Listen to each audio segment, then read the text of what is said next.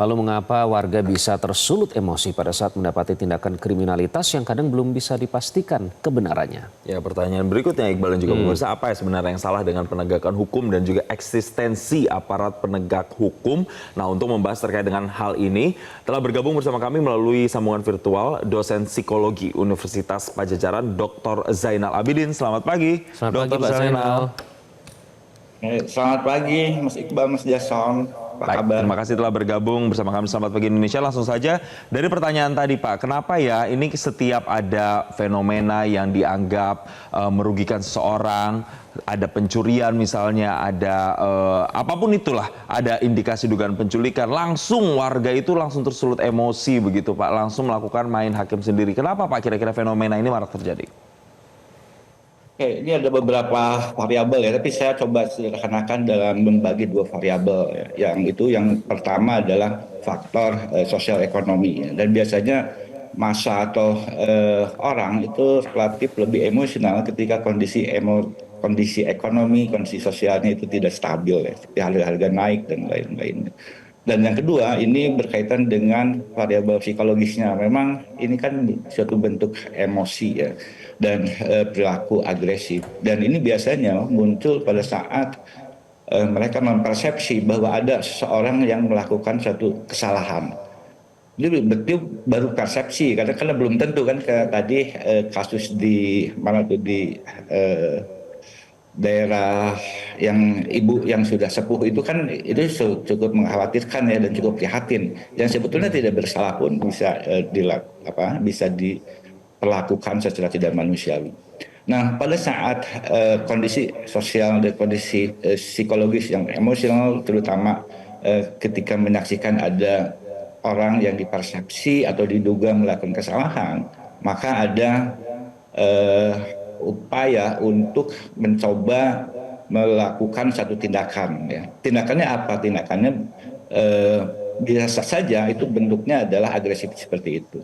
Kenapa? Pertama karena dia mempersepsi bahwa ketika ada di dalam kelompok, kan biasanya itu dalam kelompok. Dalam kelompok maka akan muncul apa yang disebut dengan deindividuasi. Perasaan bahwa saya akan melakukan tindakan ini karena tidak hanya saya sendiri yang melakukan, tapi orang lain juga melakukan. Jadi ada deindividuasi yang akibatnya adalah menyebarkan tanggung jawab. Karena saya tidak sendirian, maka orang lain juga tentu akan bersalah.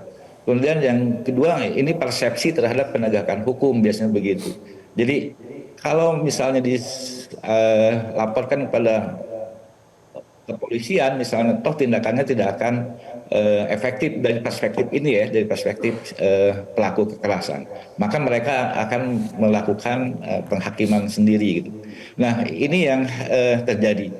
Nah, terhadap kasus yang tadi yang sangat memprihatinkan pada ibu-ibu yang sudah sepuh yang sebetulnya juga tidak bersalah, itu di dalam masa itu biasanya ada disebut dengan dehumanisasi, artinya memperlakukan korban, memperlakukan orang yang dipersepsi sebagai pelaku kejahatan itu, meskipun belum tentu sebagai pelaku, itu seolah-olah bukan manusia gitu, seolah-olah bukan individu gitu. Ini yang terjadi dan ini sangat memprihatinkan. Ini sering terjadi bukan hanya dalam kasus penghakiman massa seperti ini ya, tetapi juga dalam kasus-kasus yang lainnya yang melibatkan banyak orang di situ atau sebut dengan massa. Baik, Gitu. Pak Zainal, ini kan kita mengingat ya, mungkin saya agak susah untuk bisa terkoneksi dengan psikologis para pelaku karena ini kan nenek-nenek ya, Jason dan Pak Zainal ya. Korbannya nenek-nenek, bahkan ternyata salah begitu, ia tidak menculik anak. Tahun 2022 lalu kita masih ingat ada seorang kakek yang tewas dikeroyok karena diteriaki maling, padahal ternyata bukan maling. Nah, secara manusiawi kan kita ini jauh lebih mudah dari misalnya kalau kita melihat nenek-nenek saja kan secara otomatis ya kita akan memperlakukan dengan baik. Tapi ini bisa terfikir untuk melakukan kekerasan terhadap nenek itu, apakah ada yang berubah dalam pola psikologis pada saat mereka berkumpul secara kolektif seperti itu Pak Zainal? Iya, ini yang sangat memprihatinkan karena biasanya dulu itu yang menjadi korban kekerasan itu memang terduga pelaku kejahatan atau memang yang sudah terbukti melakukan kejahatan. Dan biasanya itu adalah mereka yang jauh lebih muda dan laki-laki gitu. Dan yang memprihatinkan saat ini adalah bahwa bukan hanya yang muda yang jadi korbannya, itu justru orang tua, bahkan maaf ini kakek maupun juga nenek. Ini yang memang memprihatinkan. Apa yang terjadi dengan mereka gitu kan? Kita tidak bisa menggeneralisasi masyarakat kita ya. Tapi apa yang terjadi? Pertama, kemungkinan katanya tadi ada dehumanisasi. Dehumanisasi itu adalah penurunan atau persepsi bahwa yang menjadi pelaku itu dalam hal ini adalah korban itu tidak lagi mengenal usia, bisa siapa saja gitu, bisa anak-anak, bisa muda, bisa orang tua. Dan ini yang memprihatinkan. Artinya apa di situ? Artinya adalah bahwa sekat atau kendali untuk mengekspresikan emosinya itu terhambat kan. Akibatnya apa? Akibatnya siapapun yang menjadi korban atau siapapun yang menjadi seorang yang dipersepsi sebagai pelaku kejahatan, maka tidak pandang bulu. Itu yang sangat memprihatinkan. Nah, apa yang terjadi di masyarakat kita? Apakah, nah ini tentunya berkaitan dengan masalah ini individunya ya, misalnya karakteristik individunya. Mungkin saja mereka mengalami apa yang disebut dengan frustasi agresi. Artinya tadi kondisi ekonomi yang tidak baik-baik saja yang membuat mereka merasa dorongan-dorongan atau keinginan-keinginannya selalu terhambat, itu akan memunculkan emosi. Nah, di dalam frustasi ini biasanya itu akan meminta korban siapa saja. Jadi saya ambil contoh misalnya orang tua yang diputus kerjanya, di PHK ya, kemudian juga mengalami kesulitan keuangan, itu akan mengalami frustrasi. Lalu apa ya tindakannya? Kemungkinan agresif terhadap siapa? Terhadap siapapun yang mereka temui, misalnya anak kecil yang menangis jadi sasaran, istri yang minta belanja di sasaran. Nah, dalam konteks ini barangkali yang menjadi sasarannya adalah ketika mereka melihat atau menyaksikan ada seseorang yang menurut mereka itu melakukan suatu tindakan kekerasan. Itu memang sangat memprihatinkan. Semacam pelampiasan begitu ya Pak Zainal ya? Kenapa? Ya, Pak Zainal, tapi yang juga harus kita sama-sama cermati adalah ketika main hakim sendiri ini sudah banyak terjadi. Kan pertanyaannya lebih kepada sekarang, lalu fungsi perangkat sosial dan perangkat hukum kita itu sebenarnya berjalan apa tidak? Karena begini, misalnya ada orang diteriaki maling atau orang diteriaki mencuri, kan ada di situ misalnya ketua RT, ada di situ misalnya ketua RW, atau langsung saja dibawa ke kantor polisi. Nah, apakah kemudian RT, RW sampai petugas-petugas kepolisian ini memang benar-benar belum bisa memainkan perannya secara spesifik di masyarakat, di wilayah-wilayah terkecil seperti ini, Pak Zainal? Ya, itu masalahnya, bahwa kendali emosi itu terekspresikan karena tidak ada yang menghambatnya. Siapa yang hambatnya seharusnya? Ya, antara lain adalah petugas keamanan di situ. Di situ kan, misal di pasar itu pasti akan ada petugas keamanannya.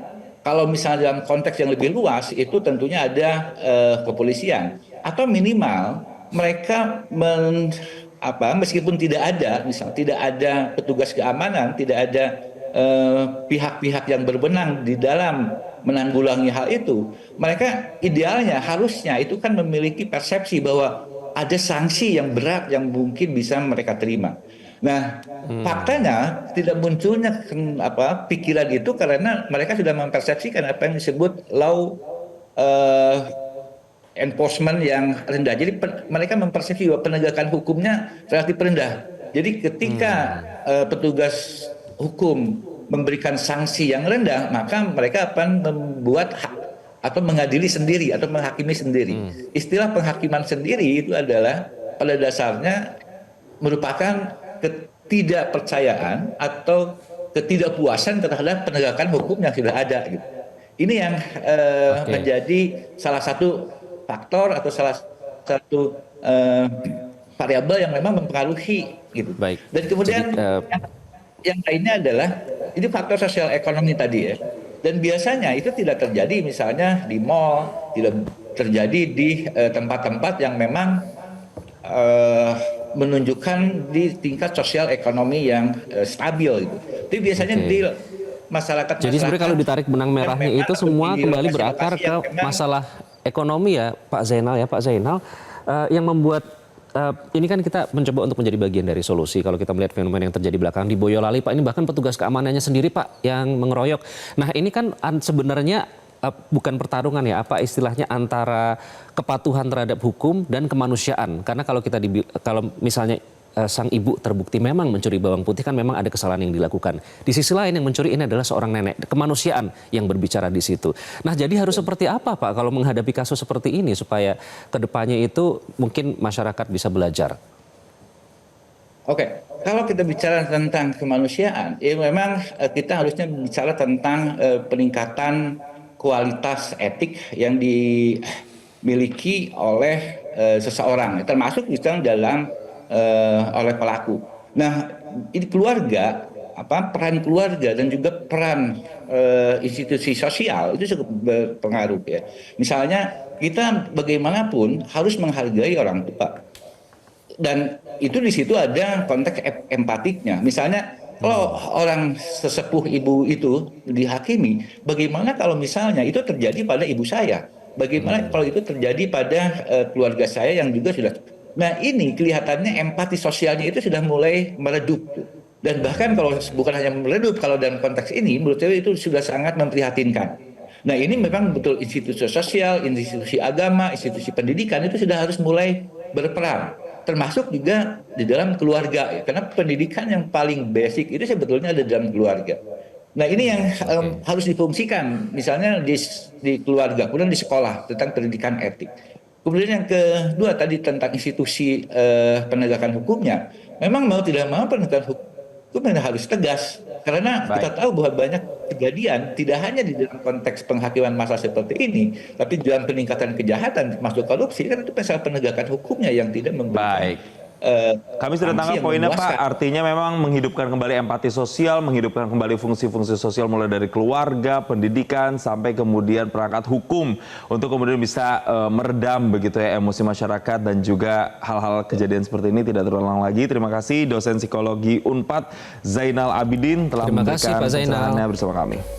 Jelajahi cara baru mendapatkan informasi. Download Metro TV Extend sekarang.